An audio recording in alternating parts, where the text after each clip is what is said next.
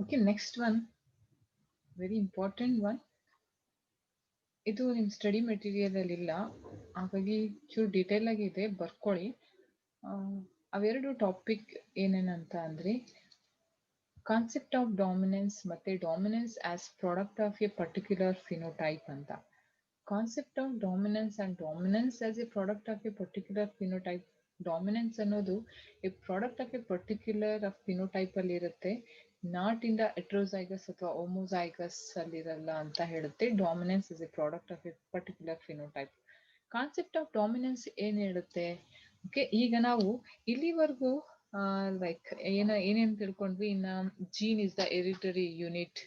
Okay, it exists in a pair of alleles. ಯಾವಾಗಲೂ ಎರಡು alternative forms ಅಲ್ಲಿ ಇರುತ್ತೆ. ಇನ್ ಎ ಡಿಪ್ಲಾಯ್ಡ್ ಆರ್ಗ್ಯಾನಿಸಮ್ ಅಲ್ಲಿ 2 ಅಲೀಲ್ಸ್ ಇರುತ್ತೆ. Okay, this space of alleles ಕೆಲವೊಂದ್ಸಲಿ ಸಿಮಿಲರ್ ಆಗಿರುತ್ತೆ, ಕೆಲವೊಂದ್ಸಲಿ ಡಿಸಿಮಿಲರ್ ಆಗಿರುತ್ತೆ. ಸಿಮಿಲರ್ ಅಲೀಲ್ ಇದ್ರೆ ಅದನ್ನ ನಾವು ಹೋಮೋಜೈಗಸ್ ಅಲೀಲ್ ಅಂತ ಕರಿತೀವಿ. ಡಿಸಿಮಿಲರ್ ಅಲೀಲ್ ಇದ್ರೆ ಅದನ್ನ ನಾವು ಹೆಟ್ರೋಜೈಗಸ್ ಅಲೀಲ್ ಅಂತ ಕರಿತೀವಿ. If it is heterozygous allele ಆಗಿದ್ರೆ they carry different information of their traits. When we say one trait is dominant over the other, ಅದರಲ್ಲಿ ಒಂದು ಡಾಮಿನೆಂಟ್ ಇರುತ್ತೆ, ಇನ್ನೊಂದು ರಿಸೆಸಿವ್ ಆಗಿರುತ್ತೆ ಅಂತ ಹೇಳ್ತೀವಿ ಹೆಟ್ರೋಜೈಗಸ್ ಅಲ್ಲಿ. ಎಕ್ಸಾಂಪಲ್ ಏನೇನ್ ತಗೊಂಡಿದ್ವಿ ನಾವು, ಈಗ ಹೈಟ್ ಆಫ್ ದ ಪ್ಲಾಂಟ್ ನೇ ತಗೊಂಡಾದ್ರೆ ಕ್ಯಾಪಿಟಲ್ ಟಿ ಮತ್ತೆ small T are the heterozygous alleles of the F1 hybrid ಅಥವಾ height of the F1 hybrid ಇಂದ ಮಾನೋ ಹೈಬ್ರಿಡ್ ಕ್ರಾಸ್ ಅಲ್ಲಿ. ಇದಕ್ಕೆ 2 ರೀಸನ್ಸ್ ಇರುತ್ತೆ. ಒಂದು, either T it is non functional, ಯಾವ್ದ ಹೆಟ್ರೋಜೈಗಸ್ ಅಲ್ಲಿ ಒಂದೇ ಒಂದು ಡಾಮಿನೆಂಟ್ ಕ್ಯಾರೆಕ್ಟರ್ ಮಾತ್ರ ಎಕ್ಸ್ಪ್ರೆಸ್ ಆಗೋಕೆ ಇಟ್ ಈಸ್ ನಾನ್ ಫಂಕ್ಷನಲ್ ಆಗಿರುತ್ತೆ. Or it is less active than the normal. ಇದು ನಾರ್ಮಲ್ ಅಂತ ತಗೊಂಡ್ರೆ it is less active than the normal ಆಗಿದ್ದಾಗ ಮಾತ್ರ this dominants over the other. ಇದಕ್ಕೆ ರೀಸನ್ ಏನು? 2 ರೀಸನ್ಸ್. ಒಂದು, this one is the non functional, ಅಥವಾ it is less active than the normal one. ಇದಕ್ಕಿಂತ ಲೆಸ್ ಆಕ್ಟಿವ್ ಆಗಿರುತ್ತೆ ನಾರ್ಮಲ್ಗಿಂತ. ಇವೆರಡು ಕಂಡೀಷನ್ ರೀಸನ್ ಇದ್ದಾಗ ಮಾತ್ರ this characteristic express in the F1 hybrid. But incomplete dominance ಅಲ್ಲಿ ಹಾಗಾಗ್ಲಿಲ್ವಲ್ಲ. ಏನಾಯ್ತು ಇನ್ಕಂಪ್ಲೀಟ್ ಡಾಮಿನೆನ್ಸ್ ಅಲ್ಲಿ? ಇವರಿಬ್ರುದು ಮಿಕ್ಸ್ ಮಾಡ್ಕೊಂಡು ಒಂದು ಇಂಟರ್ಮೀಡಿಯೇಟ್ ಕ್ಯಾರೆಕ್ಟರಿಸ್ಟಿಕ್ ಬಂತು. ಅದೇ ತರ ಕೋಡಾಮಿನೆನ್ಸ್ ಅಲ್ಲೂ ಈ ತರದಿರ್ಲಿಲ್ಲ. ಅಲ್ಲಿ ಕೋಡಾಮಿನೆನ್ಸ್ ಅಲ್ಲಿ ಏನಿತ್ತು? ಡಾಮಿನೆನ್ಸ್ ಅಂತ ಹೇಳ್ತೀವಿ. ಏನ್ ಹೇಳುತ್ತೆ ಡಾಮಿನೆನ್ಸ್ ಅಲ್ಲಿ? ಪೇರೆಂಟ್ ಕ್ಯಾರೆಕ್ಟರಿಸ್ಟಿಕ್ ಇಬ್ರು ಪೇರೆಂಟ್ ಕ್ಯಾರೆಕ್ಟರಿಸ್ಟಿಕ್ F1 ಹೈಬ್ರಿಡ್ ಅಲ್ಲಿ ಇತ್ತು. ಅದೇ F1 ಹೈಬ್ರಿಡ್ ಏನಿತ್ತಲ್ವಾ, it resembles to the both the parent ಅಂತ ಹೇಳಿದ್ವಿ ಡಾಮಿನೆನ್ಸ್ ಅಲ್ಲಿ. ಇನ್ಕಂಪ್ಲೀಟ್ ಡಾಮಿನೆನ್ಸ್ ಅಲ್ಲಿ ಇಟ್ ಈಸ್ ಏನದು, ಐದರ್ ಆಫ್ ದ 2 ಪೇರೆಂಟ್ಸ್ ತರ ಅದು ರಿಸೆಂಬಲ್ ಮಾಡ್ತಾ ಇರ್ಲಿಲ್ಲ ಅಂತ ಹೇಳಿದ್ವಿ.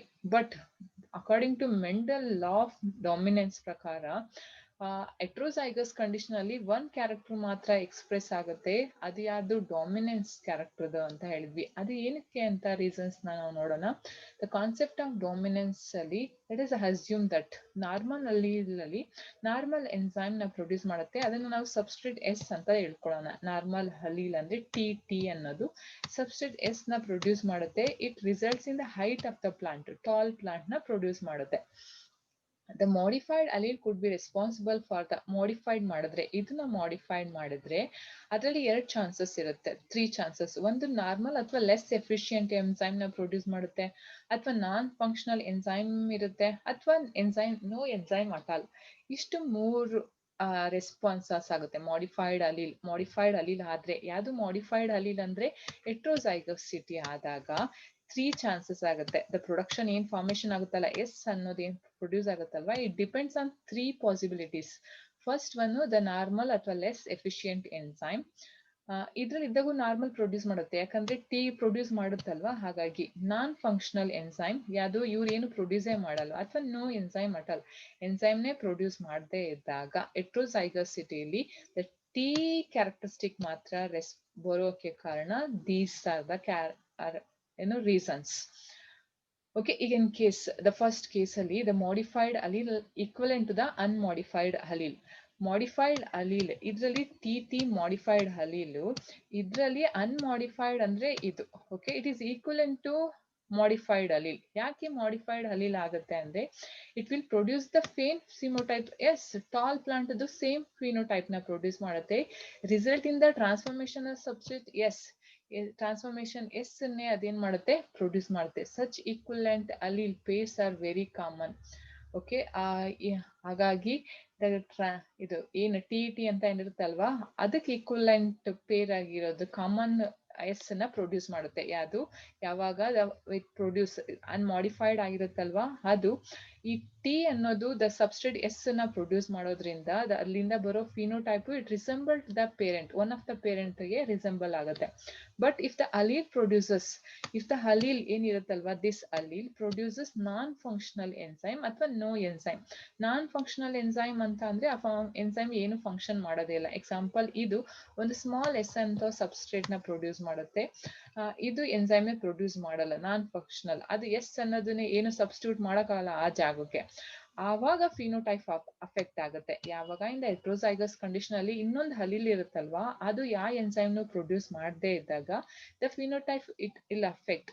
ಯಾವಾಗ ದ ಸ್ಮಾಲ್ ಟಿ ಅಂತ ಏನಿರುತ್ತಲ್ವಾ ಆ ಕಂಡೀಷನ್ ಅಲ್ಲಿ ಇದು ಯಾವ್ದು ಎನ್ಸೈಮ್ ನ ಪ್ರೊಡ್ಯೂಸ್ ಮಾಡದೇ ಇದ್ದಾಗ the phenotype will be depend on the function of the unmodified allele. ಯಾವಾಗ the small t ಲಿ ಯಾವುದು ಎನ್ಸೈಮ್ ಪ್ರೊಡ್ಯೂಸ್ ಆಗಲ್ಲ ಅಥವಾ ಫಂಕ್ಷನಲ್ ಎನ್ಸೈಮ್ ನ ಪ್ರೊಡ್ಯೂಸ್ ಮಾಡಲ್ಲ. ಅದೇ ಹೆಟ್ರೋಜೈಗಸ್ ಕಂಡೀಷನ್ ಅಲ್ಲಿ ಇದ್ದಾಗ ಇದು ಎನ್ಸೈಮ್ ನ ಪ್ರೊಡ್ಯೂಸ್ ಮಾಡಲಿಲ್ಲ ಅಂದ್ರೂ ದಟ್ ಕ್ಯಾಪಿಟಲ್ ಟಿ ಏನ್ ಪ್ರೊಡ್ಯೂಸ್ ಮಾಡುತ್ತಲ್ವಾ ಅದೇ ಕ್ಯಾರೆಕ್ಟರ್ನ ಅದು ಡಿಪೆಂಡ್ ಆಗಿರೋದ್ರಿಂದ ಅಲ್ಲಿ ಯಾವ ಕ್ಯಾರೆಕ್ಟರಿಸ್ಟಿಕ್ ಬರುತ್ತೆ, ಡಾಮಿನೆಂಟ್ ಕ್ಯಾರೆಕ್ಟರಿಸ್ಟಿಕ್ ಬರುತ್ತೆ. ದ ಫಿನೋಟೈಪ್ ಅಥವಾ trait will only be depend on the functioning of the unmodified allele. ಏನ್ ಫಿನೋಟೈಪ್ ಇಲ್ಲಿ ಬರುತ್ತಲ್ವಾ ಟಾಲ್ ಅನ್ನೋದು ಇಟ್ ಡಿಪೆಂಡ್ಸ್ ಆನ್ ಯಾವ್ದ್ರ ಮೇಲೆ ಡಿಪೆಂಡ್ ಆಗಿರುತ್ತೆ, ದ ಅನ್ಮಾಡಿಫೈಡ್. ಯಾರು ಇಲ್ಲಿ ಅನ್ಮಾಡಿಫೈಡ್ ಅಂದ್ರೆ capital T is the unmodified allele ಮೇಲೆ ಡಿಪೆಂಡ್ ಆಗುತ್ತೆ. The unmodified allele which represent the original phenotype, it is the dominant allele, and the modified allele generally is the recessive allele. Modified ಆಗಿ no enzyme ಅಥವಾ enzyme ಏನ್ produce ಮಾಡಲ್ಲ ಅದು recessive allele. ಎನ್ಸ್ ಹಾಗಾಗಿ it's an example about the ಏನ್ ಹೇಳಿದ್ವಲ್ಲ the recessive trait is due to the non function of enzyme ಅಥವಾ ನೋ ಎನ್ಸೈಮ್. ಏನು ರಿಸೆಸಿವ್ ಕ್ಯಾರೆಕ್ಟರ್ ಬರೋದು because of the non functional enzyme ಮತ್ತೆ ನೋ ಎನ್ಸೈಮ್ಸ್. ಇದಿಷ್ಟು ಕಾನ್ಸೆಪ್ಟ್ ಆಫ್ ಡಾಮಿನೆನ್ಸ್. ಯಾಕೆ concept of dominance ಆಗುತ್ತೆ ಅಂದ್ರೆ because of the non functioning enzyme ನ produce ಮಾಡುತ್ತೆ ಅಥವಾ ಎನ್ಸೈಮ್ ನೇ ಪ್ರೊಡ್ಯೂಸ್ ಮಾಡದೇ ಇರೋದ್ರಿಂದ. ಇದ್ರಲ್ಲಿ ಯಾಕೆ ಡಾಮಿನೆಂಟ್ ಕ್ಯಾರೆಕ್ಟರ್ ಬರುತ್ತೆ ಅಂತ ಅಂದ್ರೆ ಇಲ್ಲಿ ಯಾವ್ದು ಎನ್ಸೈಮ್ಸ್ ನ ಪ್ರೊಡ್ಯೂಸ್ ಆಗದೆ ಇರೋದ್ರಿಂದ ಇದು ಯಾವ ಫಿನೋಟೈಪ್ ನು ಏನ್ ಮಾಡಕ್ಕಾಗಲ್ಲ, ಎಕ್ಸ್ಪ್ರೆಸ್ ಮಾಡಕ್ಕಾಗಲ್ಲ. ಹಾಗಾಗಿ ಇದೇನ್ ಪ್ರೊಡ್ಯೂಸ್ ಮಾಡುತ್ತಲ್ಲ ಎಸ್ ಅನ್ನೋ substrate it dominates the non enzyme ಅಥವಾ ಎನ್ಸೈಮ್ ನ ಪ್ರೊಡ್ಯೂಸ್ ಮಾಡದೇ ಇರೋದಿರುತ್ತಲ್ಲ ನಾನ್ ಫಂಕ್ಷನಲ್ ಎನ್ಸೈಮ್ ನ ಅದನ್ನ ಡಾಮಿನೇಟ್ ಮಾಡುತ್ತೆ. ಯಾಕಂದ್ರೆ ಇದು ಅದ್ರ ಫಿನೋಟೈಪ್ ನ ಪ್ರೊಡ್ಯೂಸ್ ಮಾಡುತ್ತೆ. ಇದಿಷ್ಟು ಕಾನ್ಸೆಪ್ಟ್ ಆಫ್ ಡಾಮಿನೆನ್ಸ್ ಬಗ್ಗೆ. ಇನ್ನೊಂದಿದೆ ಅವಾಗಲೇ ಹೇಳಿದ್ನಲ್ವಾ dominance as a product of a particular phenotype. Okay, it's a product of a particular phenotype. ಅದಕ್ಕೆ ಎಕ್ಸಾಂಪಲ್ ಅಂದ್ರೆ ಡಾಮಿನೆನ್ಸ್ ಯಾವಾಗ್ಲೂ it's an autonomous feature of a allele ಅಥವಾ gene. It product of which process the information. Dominance ಅನ್ನೋದು ಆ allele ಅಲ್ಲ or it product ಮೇಲೆ depend ಆಗುತ್ತೆ. ಅದು information it process. It depends on the product and the phenotype it produces. Okay, the dominance is not autonomous feature of the yadu allele dalla, but it depends upon the product which produced. ಏನು ಅವಾಗಲೇ T ಅಂತ ಹೇಳಿ ಅದು enzyme ಏನು produce ಆಗುತ್ತಲ್ಲ ಅದ್ರ ಮೇಲೆ depend ಆಗಿರುತ್ತೆ, ಅಥವಾ ದ ಫಿನೋಟೈಪ್ ಇಟ್ ಪ್ರೊಡ್ಯೂಸಸ್ ಆ ಫಿನೋಟೈಪ್ ಮೇಲೆ ಇರುತ್ತೆ. If there are more than one phenotypes ಇದ್ರೂ more than one phenotypes appear ಆದ್ರೂ it depends on ಯಾವ್ದ್ರ ಮೇಲೆ ಡಿಪೆಂಡ್ ಆಗಿರುತ್ತೆ, the product which produces. ಅದಕ್ಕೆ ಬೆಸ್ಟ್ ಎಕ್ಸಾಂಪಲ್ ಅಂತ ಅಂದ್ರೆ ಪಿ ಪ್ಲಾಂಟ್ ದಲ್ಲಿ ಒಂದು ಕ್ಯಾರೆಕ್ಟರಿಸ್ಟಿಕ್ ಇದೆ. It is controlled by capital B ಮತ್ತೆ ಸ್ಮಾಲ್ ಬಿ ಅನ್ನೋದ್ರ ಎರಡು ಜೀನ್, ಕ್ಯಾಪಿಟಲ್ ಬಿ ಮತ್ತೆ ಸ್ಮಾಲ್ ಬಿ ಅನ್ನೋ ಎರಡು ಜೀನು ಅಥವಾ two alleles which control two characteristic. ಏನೇನಂತ ಅಂದ್ರೆ ದ ಕ್ಯಾಪಿಟಲ್ ಬಿ ಇದ್ದಾಗ it produces large sized starch ಅಥವಾ ಲಾರ್ಜ್ ಅಮೌಂಟ್ ಆಫ್ ಸ್ಟಾರ್ಚ್ ಇರೋದು ಮತ್ತೆ ರೌಂಡ್ ಶೇಪ್ ಇರೋ ಅಂತನ್ನ ಪ್ರೊಡ್ಯೂಸ್ ಮಾಡುತ್ತೆ. ಸ್ಮಾಲ್ ಬಿ ಇದ್ದಾಗ ಇಟ್ ಪ್ರೊಡ್ಯೂಸಸ್ ಸ್ಮಾಲ್ ಸ್ಟಾರ್ಚ್ ಅಂದ್ರೆ ಸ್ಟಾರ್ಚ್ ಕಂಟೆಂಟ್ಸ್ ಕಮ್ಮಿ ಇರುತ್ತೆ ಮತ್ತೆ ಅದ್ರ ಶೇಪ್ ರಿಂಕಲ್ಡ್ ಇರುತ್ತೆ. ಅದ್ರ ಶೇಪ್ ಏನಿರುತ್ತೆ ರಿಂಕಲ್ಡ್ ಇರುತ್ತೆ. ಈಗ ಅವುಗಳನ್ನ ಕ್ರಾಸ್ ಮಾಡಿದಾಗ ನಾವು homozygous starch large sized with round shaped seed with the small amount of starch containing seed with which possess a wrinkled shape. Okay, wrinkled shape, ಈ ತರ ರಿಂಕಲ್ಡ್ ಶೇಪ್ ಅಂದ್ರೆ ನಿಮ್ಗೆ ಗೊತ್ತಲ್ವಾ, ಹಿಂಗ್ ಸುಕ್ ಆಗಿದೆ, ನಾವು ಡಯಾಬ್ರಿಡರ್ ಈ ತರದ್ದು. ಮತ್ತೆ ಸ್ಮಾಲ್ ಅಮೌಂಟ್ ಆಫ್ ಸ್ಟಾರ್ಚ್ ಇರುತ್ತೆ ಯಾವಾಗ ಹೋಮೋಸೈಗೋಸಿಟಿ ಇದ್ದಾಗ. ಅದೇ ಕ್ಯಾಪಿಟಲ್ ಬಿ ಇದ್ದಾಗ ಇಟ್ ಪ್ರೊಡ್ಯೂಸಸ್ ಗ್ರೀನ್ ಕಲರ್ ಅಂದ್ರೆ round seeds with large amount of starch. ಅವುಗಳಲ್ಲಿ ಗ್ಯಾಮೆಟ್ ನಾವು ಕ್ರಾಸ್ ಮಾಡಿದಾಗ ದ F1 ಹೆಬ್ರಿಡ್ ಏನಿರುತ್ತಲ್ವಾ ಅದೇನಾಗಿರುತ್ತೆ, ಎಟ್ರೋಸೈಗಸ್ ಕಂಡೀಷನ್ ಅಲ್ಲಿ ಇರುತ್ತೆ. ಆ ಎಟ್ರೋಸೈಗಸ್ ಕಂಡೀಷನ್ ಅಲ್ಲಿ it produces moderate amount of, ಅಂದ್ರೆ ತುಂಬಾ ಸ್ಮಾಲ್ ಅಮೌಂಟ್ ಅಲ್ಲ, ಈಗ ಇಷ್ಟು small amount of starch grains ನ ಪ್ರೊಡ್ಯೂಸ್ ಆಗುತ್ತೆ ಇಫ್ ದೇ ಆರ್ ಹೋಮೋಸೈಗಸ್ ಇದ್ರೆ. ಇಷ್ಟು ಲಾರ್ಜ್ ಸೈಜ್ಡ್ ಸೀಡ್ ಪ್ರೊಡ್ಯೂಸರ್ ಇನ್ ಯಾರು ಡಾಮಿನೆಂಟ್ ಹೋಮೋಸೈಗಸ್ ಇದ್ದಾಗ. ಇನ್ F1 ಹೈಬ್ರಿಡ್ ಅಲ್ಲಿ ಎಟ್ರೋಸೈಗಸ್ ಕಂಡೀಷನ್ ಆಗಿದೆ, ಇನ್ ಬಿಟ್ವೀನ್ ದೀಸ್ ಟು ಈ ಸೈಜ್ ಅಲ್ಲಿ ಇರುವಂತ ರೌಂಡ್ ಶೇಪ್ಡ್ ಸೀಡ್ ನ ಪ್ರೊಡ್ಯೂಸ್ ಮಾಡುತ್ತೆ. ಓಕೆ, ಇಲ್ಲಿ ನೋಡಿ, ದ 4 ಗ್ಯಾಮೆಟ್ಸ್ ಕ್ಯಾಸ್ ಮಾಡಿದಾಗ ಒಂದು ಬಿಗ್ ರೌಂಡ್ ಪ್ರೊಡ್ಯೂಸ್ ಆಗುತ್ತೆ, ಒಂದು small wrinkled, and the 2 are intermediate sized with round. ಇದರಲ್ಲಿ 2 ಪಾಸಿಬಿಲಿಟಿ ಬರುತ್ತೆ. ಯಾವ್ದಂತ ಹೇಳ್ತೀರಾ, ಒಂದು ಡಾಮಿನೆನ್ಸ್, ಇನ್ನೊಂದು incomplete dominance.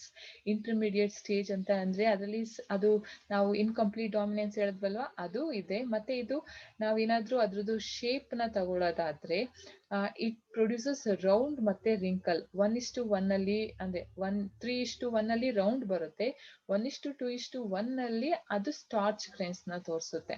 Okay, it's deviation from the Mendelian law of dominance.